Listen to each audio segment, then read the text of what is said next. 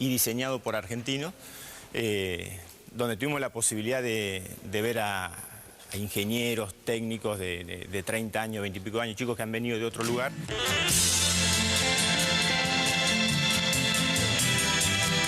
Nosotros estamos en el proyecto Tronador, que es un lanzador de satélites. Un lanzador de satélites tiene por misión inyectar una carga desde la velocidad que tiene acá en el suelo, digamos, hasta una velocidad de 8 kilómetros por segundo aproximadamente, que es la necesaria para que una carga quede orbitando a una altura de aproximadamente 600 kilómetros, que es la que queremos para un objetivo de observación de la Tierra.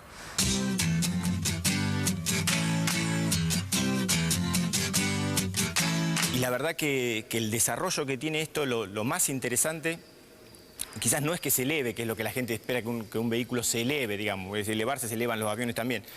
La dirección, la telemetría, hacia dónde va a ir, cómo se va a dirigir, es lo que tiene el cerebro es argentino. Quien lo pensaron de esa manera, y lo pone Argentina, es más, el día del lanzamiento y el éxito que hubo, más allá de las lágrimas con los familiares, todo el que estaba cercano a este vehículo, también empezaba el comentario, si esto va a ser mirado, porque decían, esto va a ser mirado en el mundo lo que pasó. 10, 9, 8, 7, 6, 5, 4, 3, 2, 1, 0, encendido.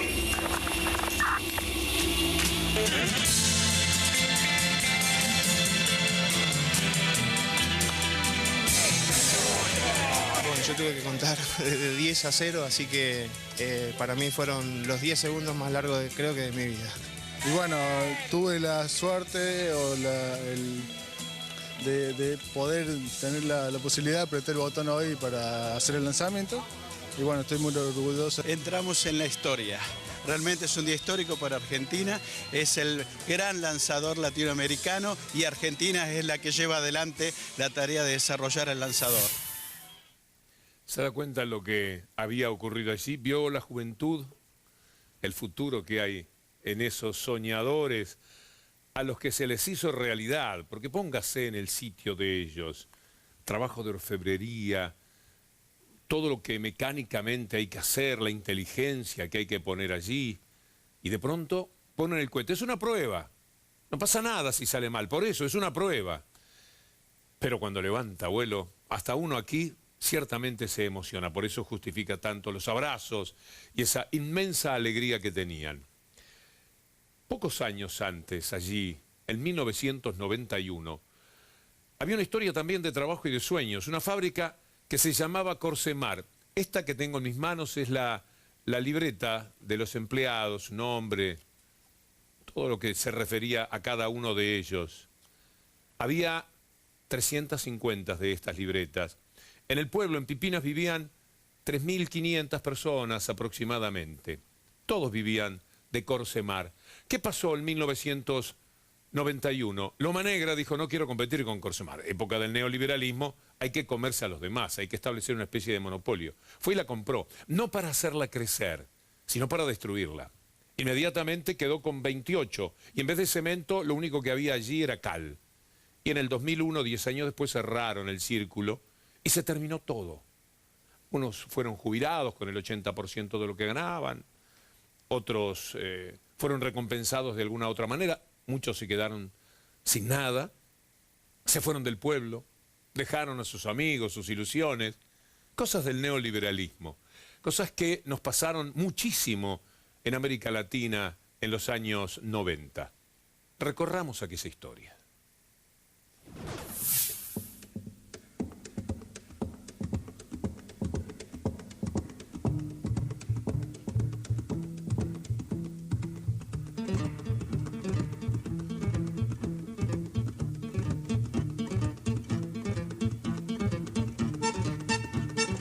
Era una hermosura trabajar en la fábrica. Éramos todos como si fuésemos accionistas de la fábrica. El objetivo era que salieran 10.000 bolsas por día. El día que se despachaban 10.000 bolsas de cemento en ese tiempo, y la gente que trabajaba en la embolsadora era como que la habían vendido ellos. Era una satisfacción. Había muy buena mano de obra, electricistas, torneros, carpinteros, mecánicos. Y bueno, era una gran familia. Usted veía la cara de la gente cuando venía a trabajar con una satisfacción, como si fuera propia la empresa. En su momento fue una empresa extraordinaria. Era acá en el partido, que en ese tiempo el partido de Magdalena, estaba Nestlé, la base de Punta Indio y la fábrica de Porcemar de Pipina. Ya no es lo que el viento se llevó como la película, sino lo que el neoliberalismo se llevó.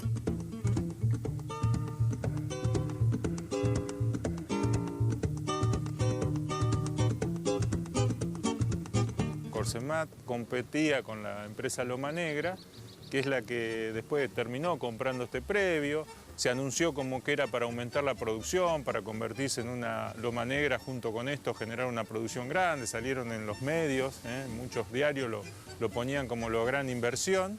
Cuando veo que países como la Comunidad Europea, grupos como todo eso nos reciben, que la Argentina antes no existía o era despreciada. Y ahora, en cambio, somos parte del mundo. La recepción, las deferencias que tuvo el presidente Mitterrand con el presidente Menem, nunca las ha tenido con nadie. Pero uno podría haber comprado esto porque los tiene y los reserva, pongámosle, no da para producir, los mantengo. No, fue destruido, fue cortado las bancadas de los hornos fueron cortados con soplete. O sea, fue de proceso de cortar con la producción en este lugar para que nadie vuelva a poder poner esto en funcionamiento. Por cierto, estamos en el comienzo de este recorrido que tiene mucho peso en esta parte de la balanza, en la cual evocamos lo que aquella época de los 90 se llevó y en la que también queremos resaltar y subrayar lo que este tiempo completamente distinto está generando. Ya no en una tierra de nadie, como lo que dejaba el neoliberalismo, sino en un espacio de esperanzas, Julieta. Bueno, lo que vamos a ver ahora, Víctor Hugo, tiene que ver con el primer ser vivo en orbitar la Tierra.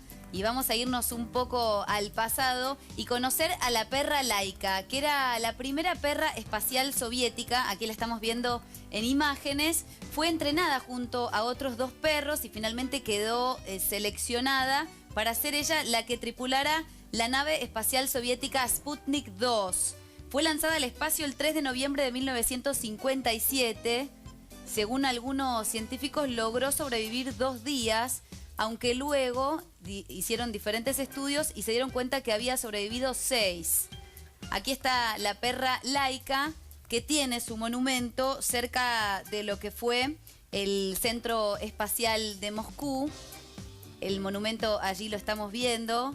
Es un pequeño y lindo monumento que se construyó el 11 de abril de 2008. Pero también queremos contar cuál fue el primer tripulante vivo argentino. Y fue un mono llamado Juan, Víctor Hugo. Vamos a verlo a Juan, ¿sí? Lo podemos conocer.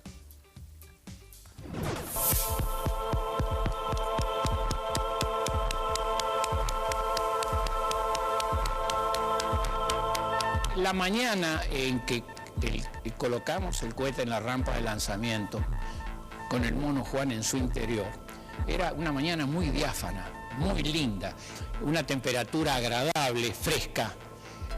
El monito estaba sentado, por supuesto, estaba sedado. Es imposible mantener quieto un animal de estas características confinado adentro de una cápsula. El mono, durante el vuelo, iba a ir respirando, iba a ir transformando ese oxígeno, exhalando anhídrido carbónico. El anhídrido carbónico lo retenía un filtro de cal soda y habíamos calculado que la autonomía que tenía de oxígeno eran de 15 minutos. Por un pequeño vidrio nosotros lo mirábamos y bueno, era la preocupación de decir ojalá lo podamos recuperar vivo.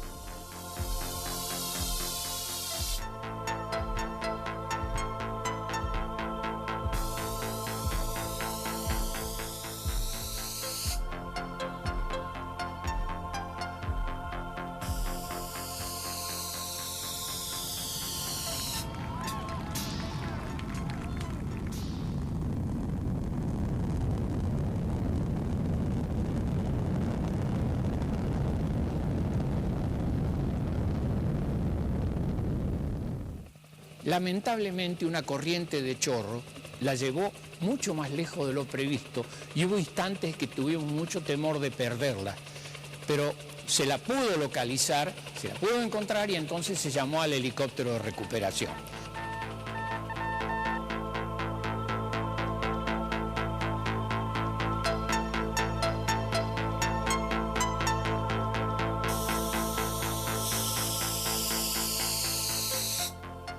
Se trajo en la cápsula y se la comenzó a desarmar. Y ahí apareció el mono Juan. Tenían una pequeña escotilla de observación, abrieron esa tapita y vieron que el mono Juan estaba bien y con vida. Así que todos nos pusimos muy contentos en el área de lanzamiento, sabiendo de que el vuelo había sido totalmente exitoso.